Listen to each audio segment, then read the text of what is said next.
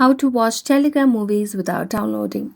Hello everyone, welcome to this channel. I'm Emily and I'm here to help you out today. So without any delay, let's get started. So first of all, open up the Telegram application on your device and make sure that you have an updated and latest version of the application.